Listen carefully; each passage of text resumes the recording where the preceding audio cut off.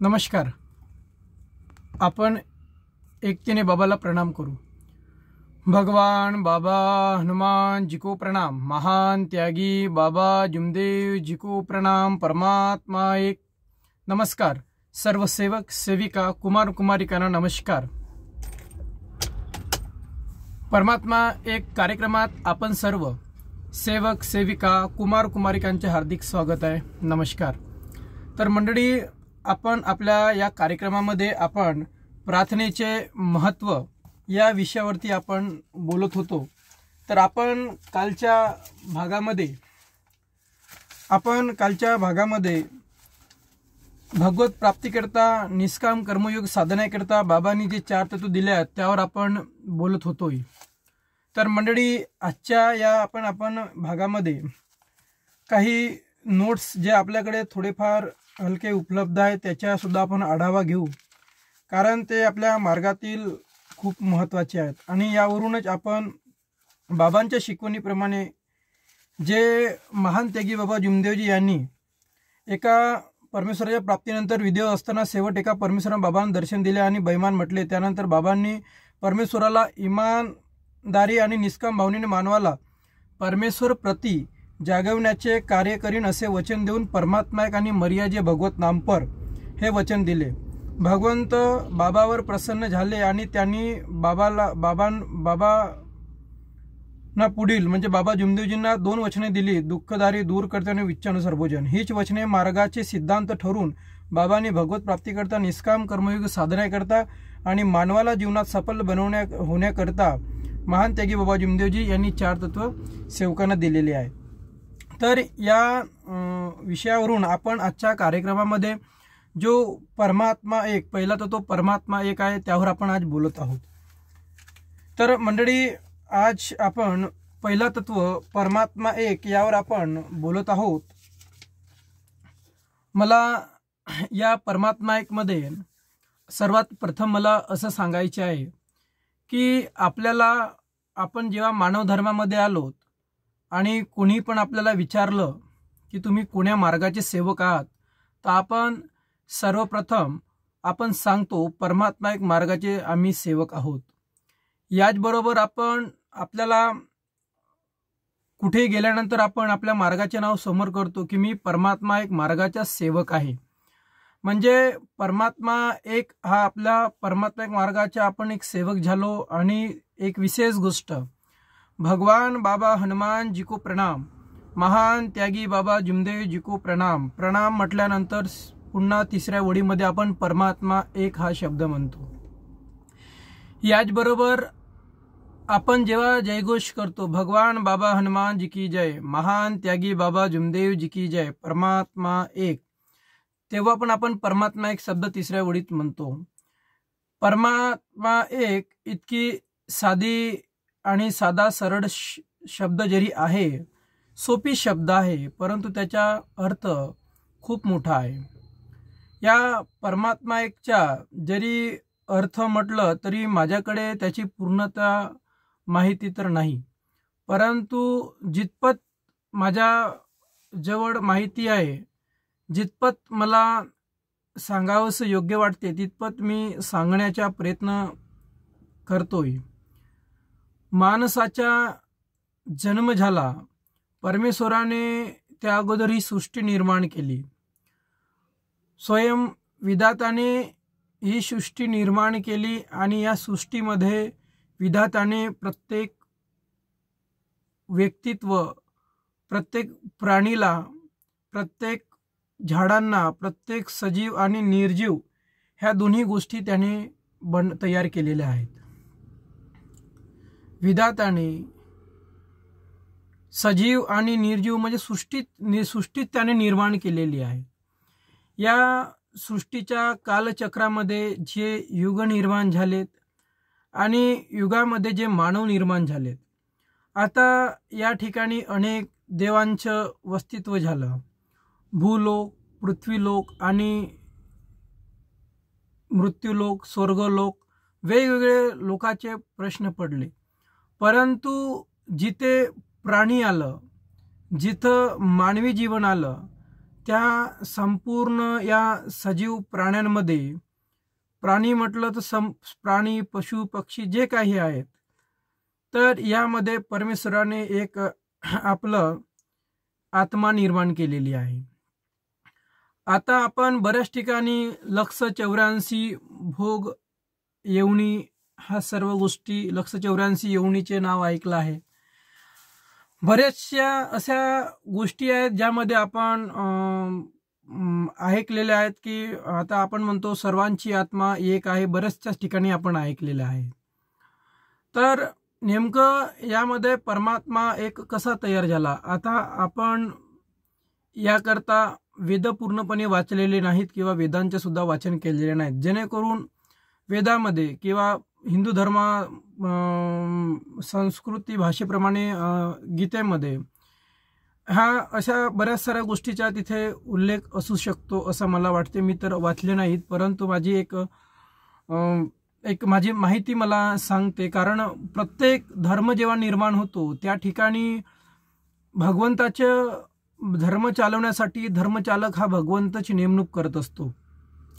तो याबरोबर प्रत्येक धर्मामध्ये प्रत्येक म्हणजे भगवंत जिथं स्वतः अवतार घेतो, जिथं जन्म घेतो आणि त्या अवतारानंतर आणि त्या जन्मानंतर तो आपल्या शिष्यांना नेहमी चांगल्या गोष्टी सांगत असतो. तर मला परमात्मा एकच्या माध्यमातून सरळ आणि साध्या भाषेमध्ये, कारण परमात्मा एकचा अर्थ खूप मोठा आहे आणि खूप त्याच्या गोष्टी संभाषण वगैरे खूप मोठे होऊ शकतात आणि मला पण माझ्या संकल्पनेप्रमाणे बोलतो म्हटलं तर मला माझ्याकडे माहिती नाही, परंतु शक्यतो आपण त्या गोष्टी आपण बोलू शकतो, बोलण्याचा प्रयत्न करू शकतो आपण.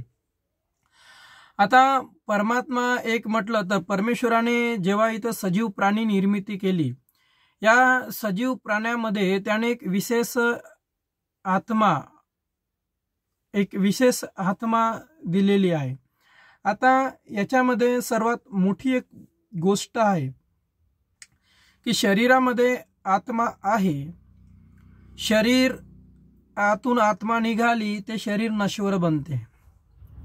हे बहुतांश ठिकाणी आपण ऐकलं की शरीर हा नश्वर आहे आणि आत्मा हा अमर आहे. जसं एक झाडाचं फुलाचं उदाहरण जर घेतलं आपण, जसं झाडाला येणारा हा फूल जोपर्यंत त्याचं अस्तित्व असते तोपर्यंत तो ताजं वाटते, 2, 4, 5 दिवस, 7 दिवस, किंवा एखादा टवटवा फूल झाडाला आला त्याला तोडल्यानंतरही तो 2-3 दिवस आपलं अस्तित्व सोडत नाही. मात्र त्याची क्षमता पूर्ण झाली की झाडाला सुद्धा लागलेली फुलं शेवटी चिमतात, हे आपण पाहिलेलं आहे. आणि तोडलेली फुलं चिमतात कारण त्यांचे अस्तित्व, त्यांची रचना त्याप्रमाणे केली आहे. मनुष्य जातीमध्ये परमात्माच्या एक प्रकरण घडताना किंवा परमात्मा या ठिकाणी धर्तीवर घडताना, मात्र जेव्हा माणसाचा जन्म होतो, माणसाचे बिंब, माणसाची जेव्हा निर्मिती होते आणि माणसाची निर्मिती होते वेळी त्याला आत्मेची गरज असते.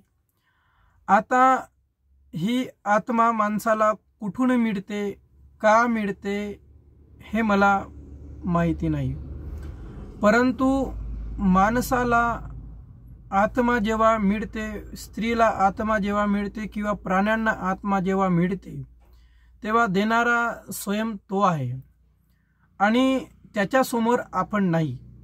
आता मला यामध्ये परमात्माच्या विधानामध्ये हे सांगायचे आहे, जसं माणसाचा एक जन्मदार झालेला आहे, तसाच माणसाच्या जेव्हा माणूस आयुष्य सोडतो तेव्हा त्याला सुद्धा मृत्यूदाराचे प्रवेश म्हणायला काही फरक पडत नाही. म्हणजे जन्मदार आणि मृत्यूदार हे माणसासाठी प्रवेशद्वार, माणसाच्या आत्मेचा प्रवेशद्वार वेगळा. मानवी जीवन ठीक आहे, आपण सर्व गोष्टी समजू शकतो, परंतु आत्मा जिथून येते, आता ही आत्मा नेमकी कुठून येते हे सुद्धा माझ्या माहितीप्रमाणे हे सर्व भगवंताला तर आपण पाहिलं नाही, दैवी शक्तीला आपण थोडीफार आपण जे अनुभव पाहिले ते पाहिले, परंतु जिथून ही आत्मा येते तो भगवंताच्या घरच्या प्रवेशद्वार आत्मेसाठी असतो की तो जो आत्मा पाठवते तो चांगले कार्य करण्यासाठी पाठवतो.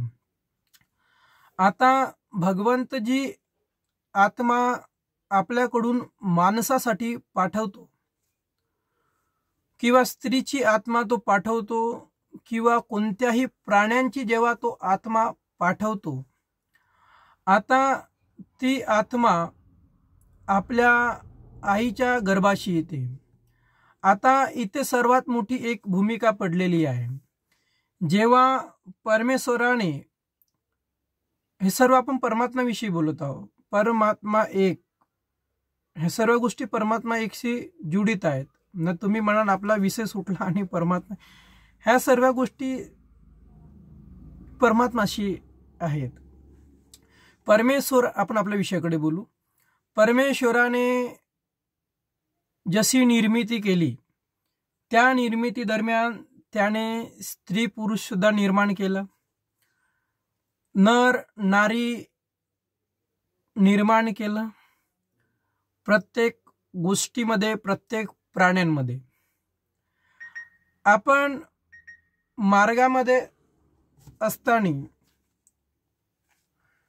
किंवा अनेकात असताना आपण बऱ्याच साऱ्या गोष्टी यावर, जसे भगवंताने जशी एक निर्मिती केली की देव निर्माण केले, देवी निर्माण केलेत, धरतीवर आलेत, महान पुरुष आले उदाहरणार्थ, तर त्याने जसं आपल्यापासून असंख्य लोकांना तयार केलं.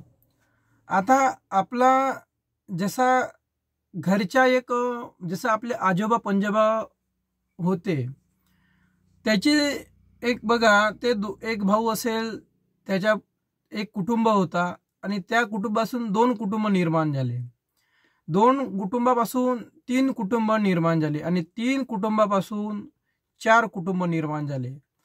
आपण एखादी आपलं शासकीयरित्या जे कास्ट वगैरे बनवतो, त्याच्यामध्ये आपल्याला हे सर्व लागत असते, आजोबा पंजोबा, आपला 1900 इतका पुरावा जो काही आहे, 50 67 68. तर जशी ही पिढी वाढते, तशी परमात्माकडून त्याचे आत्मेची निर्मिती करणे त्याच्या काम आहे, कारण तो स्वयं परमात्मा आहे. परमात्माचा अर्थ आपल्याला, आपण जे बोलतो, आपण आपल्यामध्ये येणार आहे समोर आणखी काही गोष्टी.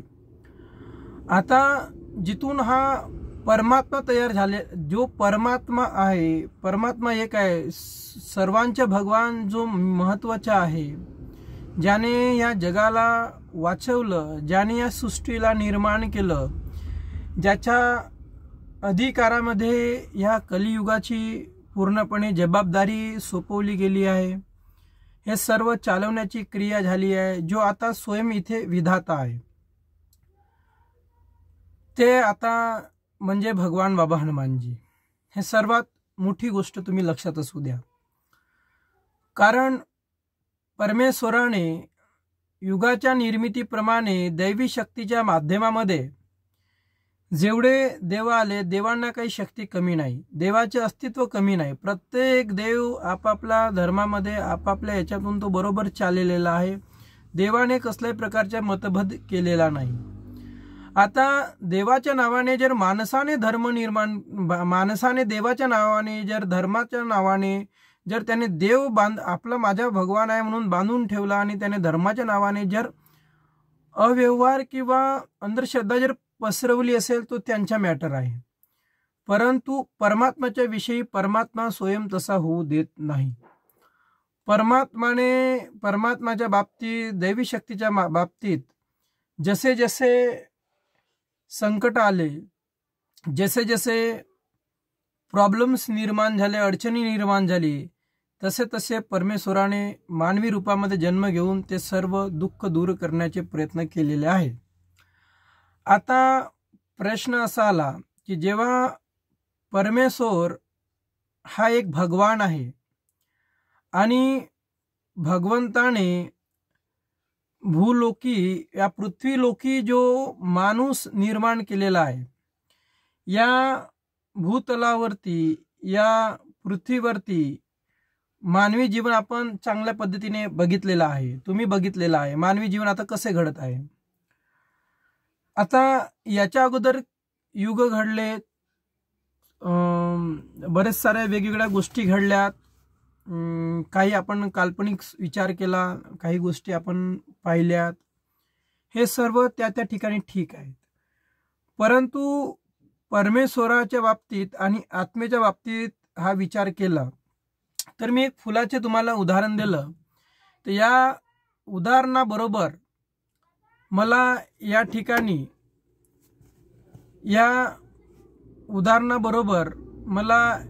या ठिकाणी असं सांगायचे आहे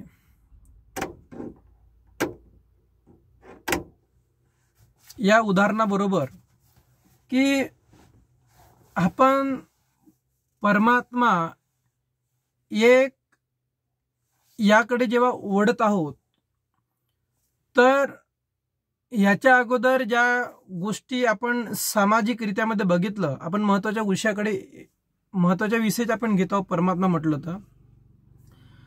कारण सृष्टी निर्मात्याने जेव्हा ही रचना केली तर माणसाचा एक आत्मा एक विशेष एक जिला कसल्याही प्रकारचे रूप नाही, आत्मेला कसल्याही प्रकारचे रूप नाही, आत्मा हा दिसत नाही, हे आपण बघितलं आहे. कोणत्याच माणसाने आपण आत्मा ही पाहिलेली नाही. आता शरीर हा आपण बघितलेला आहे.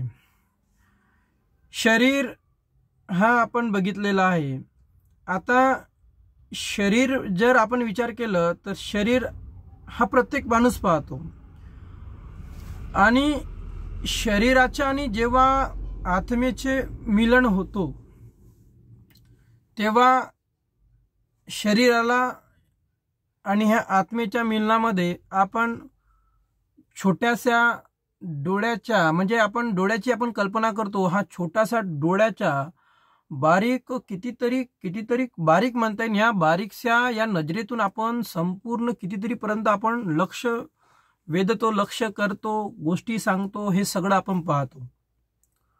म्हणजे या सजीवाला परमात्म्याकडून एक रूप प्राप्त झालं आहे. आता हे रूप प्राप्त करण्यासाठी जे परमात्म्याने नरनारी तयार केली, आणि या नरनारीच्या संपर्कातून एक नवा जेव्हा जीव तयार होतो, त्यामध्ये परमात्म्याचे हस्तक्षेप आहे, जो आत्मा टाकणे. आता ही आत्मा जी परमेश्वराने मानवी जीवनात दिली आहे, आता बाकीच्या ज्या जीवनामध्ये दिली ती वेगळी, मानवी जीवनामध्ये दिली वेगळी. आता आपण पाहिलं, अनेक उदाहरणं पाहतो, माणसापेक्षा जानवर बरा. का बरं जानवर बरा? कारण जानवरामध्ये आत्मा नाही का? आहे.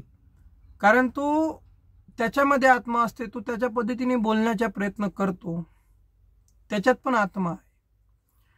परंतु या सृष्टीच्या कालचक्रामध्ये मानव असा एकमेव बुद्धिजीवी जो प्राणी आहे, जो हे सर्व एकमेकांप्रती सत्यमर्यादा प्रेमाच्या माध्यमातून, मोहमाया अहंकाराच्या माध्यमातून, आता मला दोन्ही गोष्टी सारख्या आहेत इथे ही गोष्ट बोलताना, परमात्म्याविषयी बोलताना. कारण परमात्म्याने सत्यमर्यादा प्रेम निर्माण केलं, तसं मोहमाया अहंकार निर्माण केलं. आता विषय आपल्यापर्यंत येते की मी कोणत्या तत्वावर वागलो पाहिजे, मी सत्यमर्यादा प्रेमावर वागलो पाहिजे की मोहमाया अहंकारावर वागलो पाहिजे, ही भूमिका माझी आहे. मी असुरी शक्तीप्रमाणे कार्य केले पाहिजे, मी दैवी शक्तीच्या माध्यमातून कार्य केले पाहिजे, की मी मानव या नात्याने मानवासारखे वागलो पाहिजे किंवा माणसाने मानवासारखे वागलो पाहिजे, हे माझे कार्य केले पाहिजे, हे माझ्या हाती आहे. आणि म्हणून परमेश्वराच्या बऱ्याच साऱ्या मणी चांगल्या लोकांच्या माध्यमातून आपल्यापर्यंत मिळालेले आहेत. मरावे परी कीर्तिरूपी उरावे, जसं आपण ऐकलं आहे की जनसेवा हीच ईश्वर सेवा. म्हणून आपण दैवी शक्ती आपण नाही करू शकत, आपण फक्त मानव सेवा, स्वतःची सेवा केली पाहिजे, स्वतःच्या आई वडिलांची सेवा केली पाहिजे, स्वतःच्या परिवाराची सेवा केली पाहिजे. म्हणजे आत्मा, जिथं आत्मा आल्यात.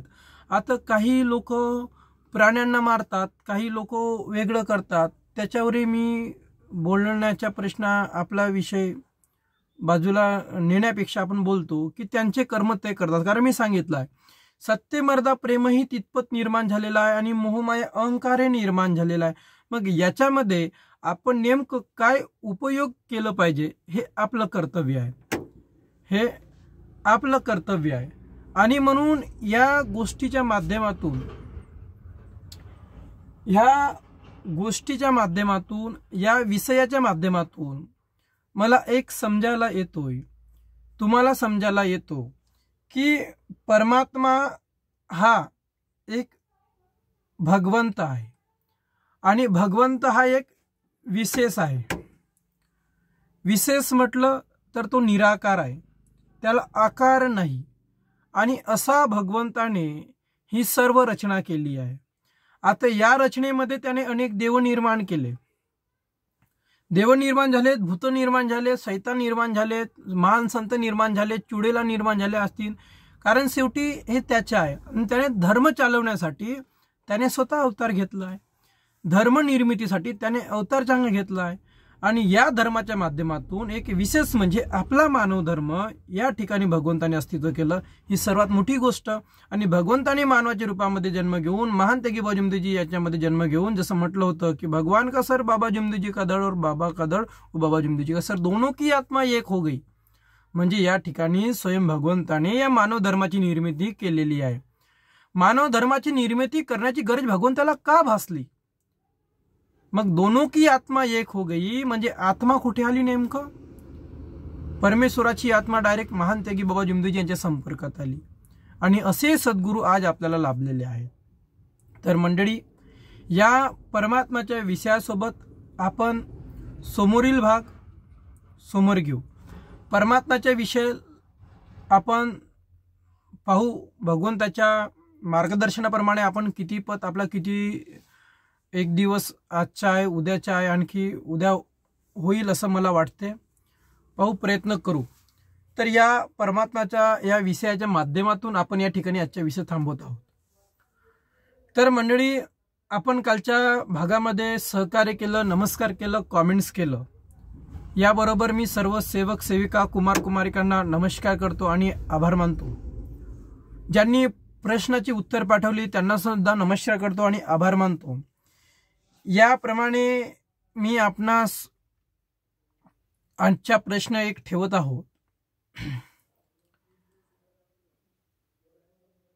भगवंत आणि एक मिनिट, परमात्मा